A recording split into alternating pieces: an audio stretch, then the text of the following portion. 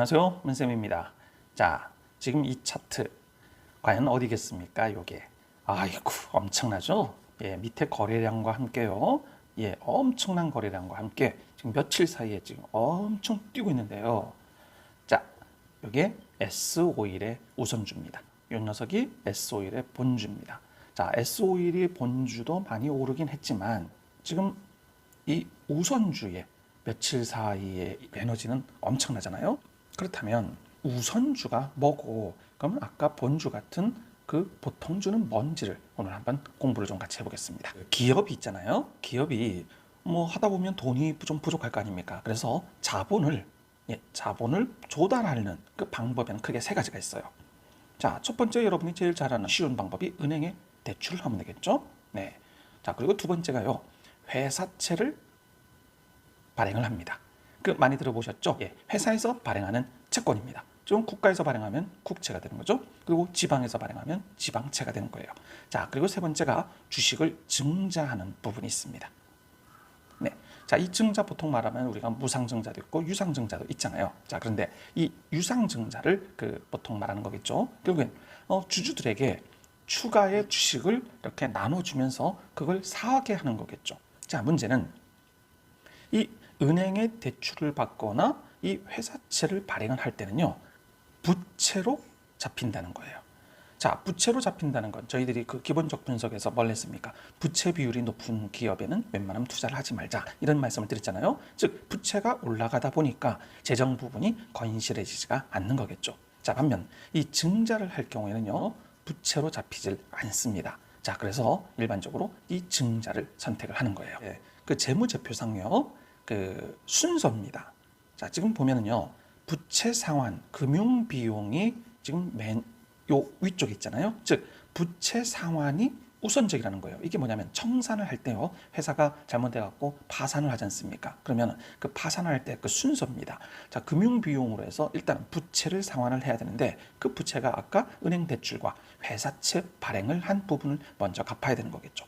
그리고 두 번째가 세금을 납부를 해야 되는 겁니다. 예, 국가에 세금을 먼저 납부를 하고 나서 그리고 마지막에 이 당기순이익 부분에 이 주주 몫인데요. 이때 돌려주든지 주주들에게 아니면 뭐 배당을 주든지 하는 이 부분입니다. 결국엔 순서가 은행 대출, 그리고 사채, 그리고 뭐 주주, 요 순서로 이루어지기 때문에요. 그 회사 입장에서는 은행에 대출을 하거나 사채를 발행하는 것보다는 주식을 증자하는 게 훨씬 좋다 이거겠죠. 자, 그럼 거꾸로 저희들은 어떻습니까? 투자자의 입장에서는요, 주식에 투자를 하는 게 낫겠습니까? 사채, 회사채를 투자하는 게 낫겠습니까? 네, 당연히 회사채를 투자하는 게 안정적이겠죠.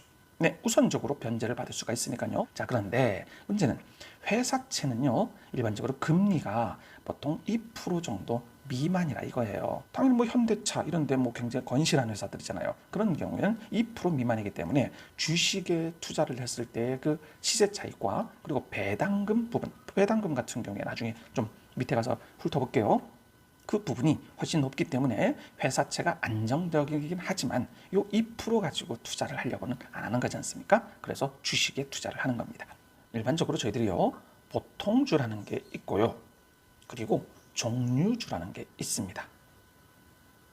자, 보통주라는 건 한마디로 한 주당 모든 권리가 똑같은 거죠. 즉, 뭐 재산권도 똑같은 거고, 그리고 의결권도 똑같은 거고요. 그리고 배당도 똑같은 순이라는 거예요.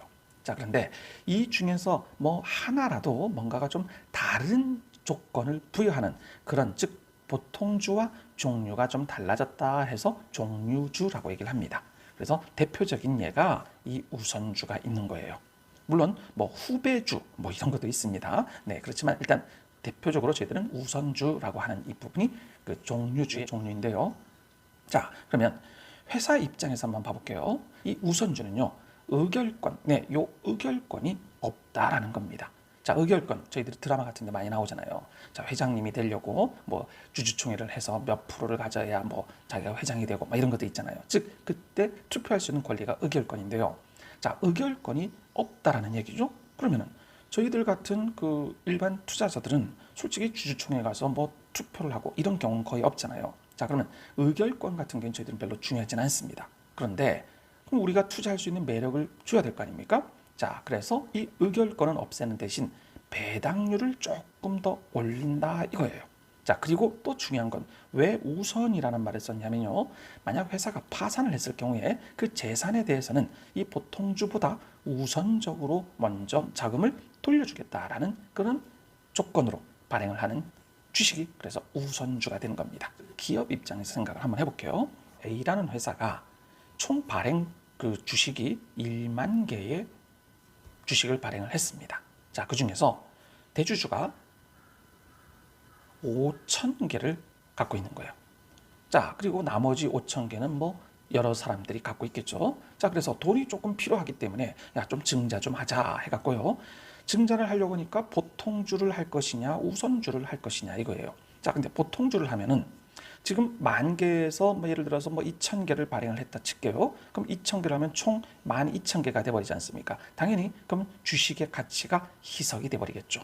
그렇죠? 자, 그리고 그 2,000개가 늘어나기 때문에 대주주가 갖고 있던 이 5,000개의 의결권보다도 이제는 2,000개가 더 나머지 7,000개가 늘어나 버리는 거잖아요. 그렇죠? 즉 총 7,000개가 돼버리죠. 그래서 대주주의 그 의결권 입장도 떨어지겠죠. 자, 그래서 야, 보통주로 발행을 하지 말고 우선주로 발행을 하면 의결권이 없지 않습니까? 뭐 배당만 조금 더 주면 됩니다. 뭐 조금이라는 게 뭐 액면가 대비 뭐 50원, 100원 뭐 이 정도로 크지도 않습니까?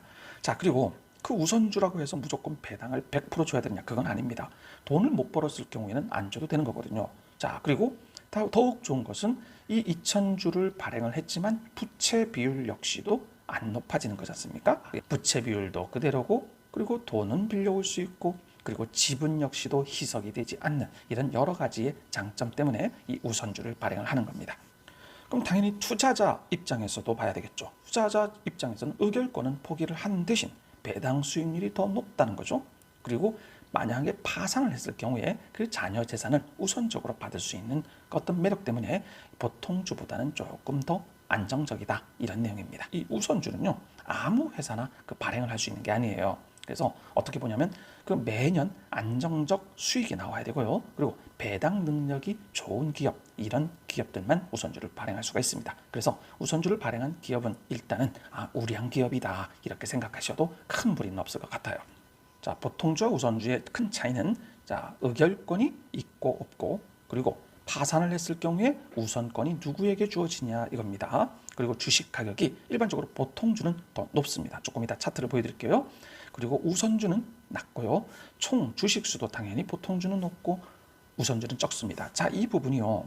그 주식수가 적기 때문에 당연히 유통되는 물량도 적어지겠죠. 그래서 우선주를 투자하실 때요. 유통 물량이 적은 주식은 나중에 현금화할 때 굉장히 힘들어집니다. 그래서 이 부분은 반드시 체크를 해야 되고요. 그리고 배당률은 일반적으로 우선주가 높다. 이렇게 말씀을 드릴 수 있습니다. 이게 지금 현대차의 사업 보고서에 나와 있는 그 부분인데요. 자, 보통주가 지금 요만큼이죠. 네, 요만큼이고 그리고 우선주는 훨씬 적잖아요. 그죠? 요만큼 우선주를 발행을 했다는 겁니다. 자, 그래서 자본금이 요 정도의 자본금과 우선주를 했을 때 요만큼의 자본금이 차이가 있는 거겠죠. 자, 이렇게 우선주를 얼마나 발행을 했는지 이런 부분도 사업 보고서를 보면 알 수가 있습니다. 우선주와 보통주의 가격의 변동 그리고 주가의 흐름을 한번 봐볼게요. 자, 이게 LG화학의 차트입니다. LG화학. 자, 지금 거의 비슷하죠? 예, 거의 비슷하게 옵니다. 위에 게 보통주고 밑에 게 우선주인데요. 그 차트의 흐름은 거의 뭐 큰 차이가 없는 것 같아요. 자, S51. 자, 위에 이게 주봉입니다. 주봉인데요. 자, 위에 있는 부분이 보통주고 밑에 있는 게 우선주입니다. 자, 그런데 보시면요. 자, 이 보통주는 주가 변동이요. 조금 활발하죠. 자, 요때 보시면 이렇게 굉장히 급격하지 않습니까? 보통주는. 그런데 우선주는 그 곡선이 굉장히 완만합니다. 그렇죠?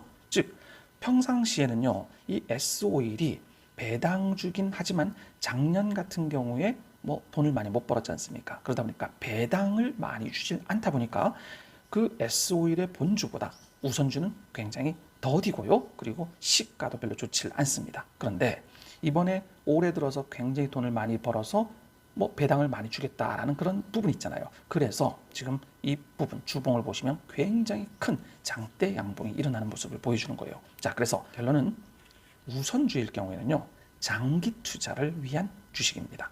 즉 언젠가 올라갈 거는 분명히 본주를 쫓아서 올라가게 돼 있어요. 그렇지만 평상시는 굉장히 더디다는 거죠. 그러다가 배당이 뭐 많이 올라간다 이런 어떤 소문이 들으면요, 갑작스럽게 시세를 분출해버리는 그런 매력이 있는 거예요. 자, 하나만 더 볼게요. 이게 어딜까요?